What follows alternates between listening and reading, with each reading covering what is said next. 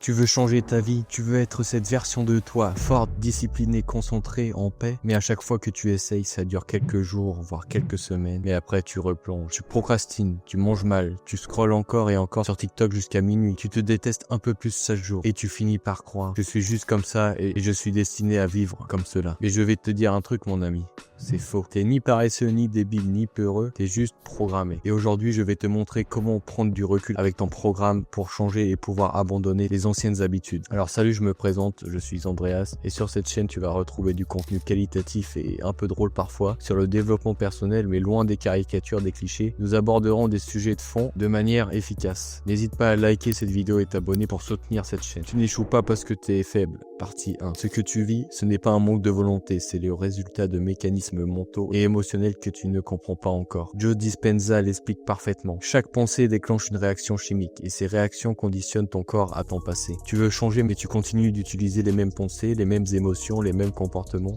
Tu vis en pilote automatique et chaque matin tu redeviens l'ancien toi. Ton présent et ton futur se reproduisent alors sans cesse et tu ne changeras jamais. Partie 2, le vrai problème et pourquoi rien ne fonctionne. Tu crois que ton problème c'est TikTok ou la malbouffe ou la procrastination, mais tout ça ce sont que des symptômes. Le vrai problème c'est que ton cerveau est câblé pour survivre, pas pour réussir. Tu vis dans un état de stress chronique, d'anticipation, de manque de sens et ton subconscient te dit ce que je connais, c'est ce qui est sûr donc on ne change rien, même si tu vis dans la souffrance. Pas la peine de culpabiliser sur tes mauvaises actions car cela ne fait que renforcer tes schémas neuronaux négatifs et d'auto-sabotement envers toi-même. Tu as beau avoir toute la discipline du monde, il est impossible de changer durablement si tu conserves le même système de pensée. Partie 3, méditation, le début de la transformation. Joe Dispenza l'a montré, quand tu médites, tu crées un espace entre toi et tes automatismes. Tu apprends à observer tes pensées au lieu de les subir. Et plus tu le fais, plus tu désactives le programme de ton ancien toi. Ne combats pas tes pensées toxiques, observe-les seulement sans dialoguer avec. Même si c'est très dur,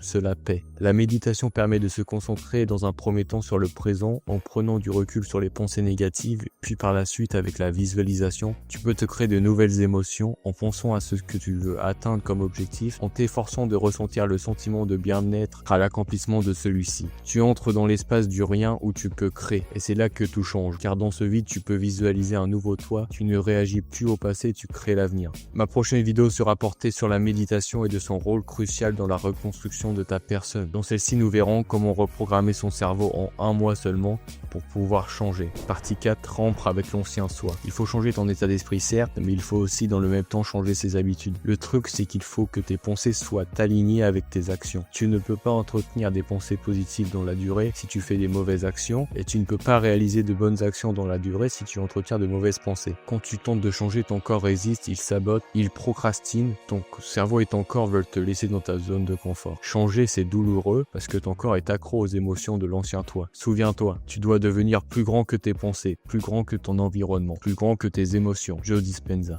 Partie 5, les bonnes habitudes. Tu peux donc instaurer de nouvelles bonnes habitudes. Premièrement, pour tes pensées, tu peux tenir un journal de bord pour les écrire, te permettre de prendre du recul avec elles.